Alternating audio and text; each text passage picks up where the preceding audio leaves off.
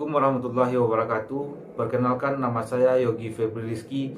Saya berasal dari kelompok 1 Hukum Persaingan Usaha, yang beranggotakan yang pertama saya sendiri, yang kedua Muhammad Rajif Khairuddin, yang ketiga Kasir Abadi, yang keempat Nuria Ulfa, dan yang kelima Romi Susilawati.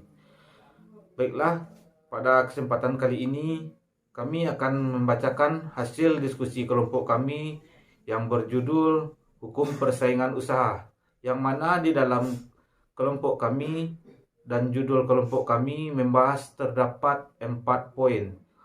Yang pertama, poin A tentang sejarah hukum persaingan usaha. Untuk poin A akan dibacakan oleh rekan kita yang bernama Muhammad Rajif Khairuddin. Kepada saudara Rajif Khairuddin kami persilakan. Assalamualaikum warahmatullahi wabarakatuh. Perkenalkan, nama saya Muhammad Rajif Khairuddin, NPM 17.174. Saya dari kelompok 1. Jadi saya ingin menjelaskan sedikit tentang sejarah dari hukum persaingan usaha. Sejarah hukum persaingan usaha di Indonesia, Undang-Undang Dasar tahun 1945, baik sebelum atau sesudah amandemen konstitusi tahun 2002, menginstruksikan bahwa perekonomian disusun serta berorientasi pada ekonomi kerakyatan.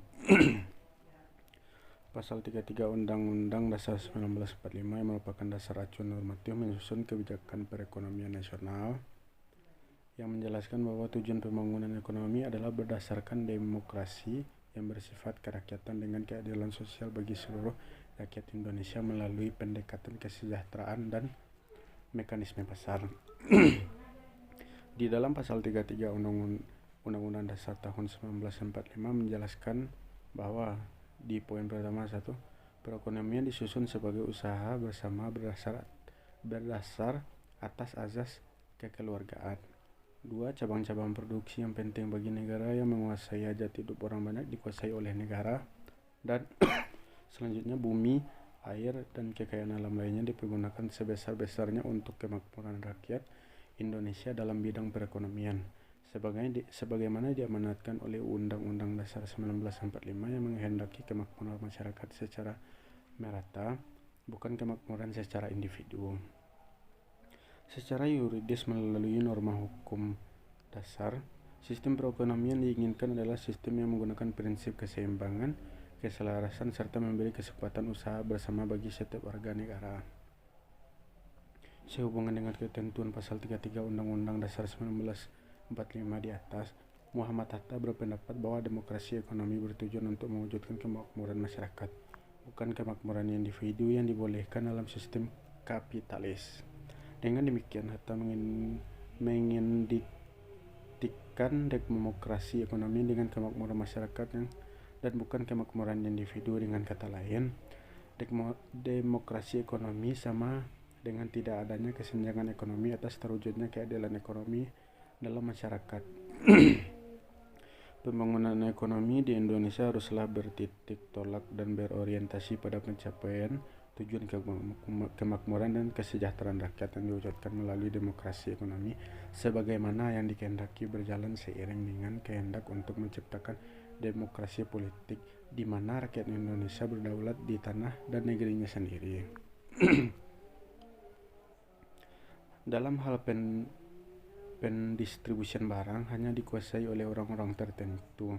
Kemajuan pesat dalam bidang perekonomian yang dialami Indonesia pada tahun 1970-an, di mana industrialisasi perkembangan dengan maju dan cepat dengan dukungan peran pemerintah yang cukup ekstensif dalam bidang perekonomian.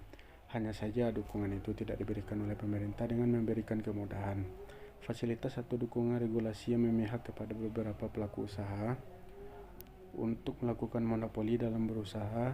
Gagasan akan perlunya undang-undang anti monopoli dan persaingan curang pernah disampaikan oleh para pakar di bidang ekonomi dan hukum ekonomi, setidak-tidaknya sejak ditetapkannya Undang-Undang Nomor 5 Tahun 1984 tentang perindustrian. Pada pasal 7 ayat 2 dan ayat 3 menyatakan bahwa pemerintah melakukan pengaturan, pembinaan, dan pengembangan terhadap industri, pemusatan dan pegagasan industri oleh satu kelompok atau perorangan dalam bentuk monopoli yang merugikan masyarakat. Baik, mungkin sekian dari penjelasan yang telah saya sampaikan, yaitu tentang sejarah hukum persaingan usaha itu sendiri. Baik, dari saya cukup. Terima kasih. Assalamualaikum warahmatullahi wabarakatuh. Baiklah, selanjutnya poin B, yang mana poin B membahas tentang istilah hukum persaingan usaha yang akan dibacakan oleh rekan kita yang bernama Kasir Abadi. Kepada Saudara Kasir Abadi kami persilakan. Baiklah, nama saya Kasir Abadi. Saya akan menjelaskan tentang B, istilah hukum persaingan usaha. Di dalam hukum persaingan usaha terdapat istilah-istilah yang diantaranya yaitu A. Praktek monopoli.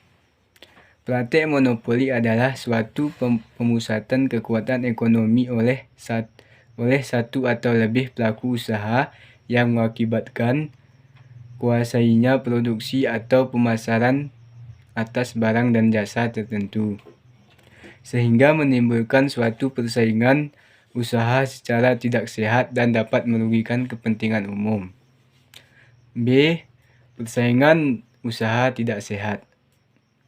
Persaingan usaha tidak sehat adalah suatu persaingan antara pelaku usaha dalam menjalankan kegiatan produksi atau pemasaran barang dan jasa yang dilakukan dengan cara yang tidak jujur atau dengan cara melawan hukum atau menghambat persaingan usaha. Untuk itu, tindakan anti monopoli dan anti persaingan sehat adalah dampak negatif terhadap kualitas dan kuantitas barang dan jasa. C. Pemusatan kekuatan ekonomi. Pemusatan kekuatan ekonomi adalah penguasaan yang nyata atas suatu pasar oleh satu atau lebih pelaku usaha sehingga dapat menentukan harga barang dan jasa. D. Posisi dominan. Posisi dominan adalah suatu keadaan di mana pelaku usaha tidak mempunyai pesaing yang berarti pasar yang bersangkutan dalam kaitan dengan pangsa pasar yang dikuasai atau pelaku usaha. Mempunyai posisi tertinggi di antaranya pesaingnya di pasar yang bersangkutan dalam kaitan dengan kemampuan keuangan, kemampuan akses dan pemasukan dan penjualan, serta kemampuan untuk menyesuaikan pasukan atau pemerintahan barang dan jasa tertentu. E. Pelaku usaha.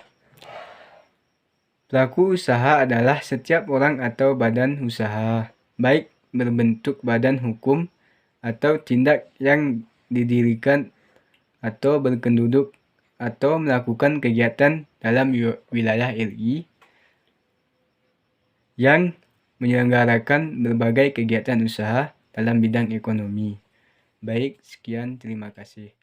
Selanjutnya poin C yang membahas tentang pengertian hukum persaingan usaha, yang mana akan dibacakan oleh rekan kita yang bernama Nuria Ulfa. Kepada Nuria Ulfa kami persilakan. Saya Nuria Ulfa, saya akan membacakan poin C mengenai pengertian hukum persaingan usaha.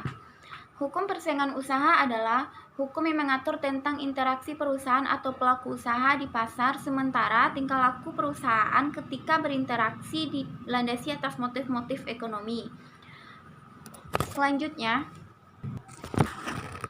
di dalam Undang-Undang Nomor 5 Tahun 1999 menjelaskan mengenai persaingan. Persaingan yang dimaksud adalah persaingan usaha tidak sehat, yaitu persaingan antar pelaku usaha dalam menjalankan kegiatan produksi atau pemasaran barang atau jasa yang dilakukan dengan cara tidak jujur atau melawan hukum yang menghambat persaingan usaha.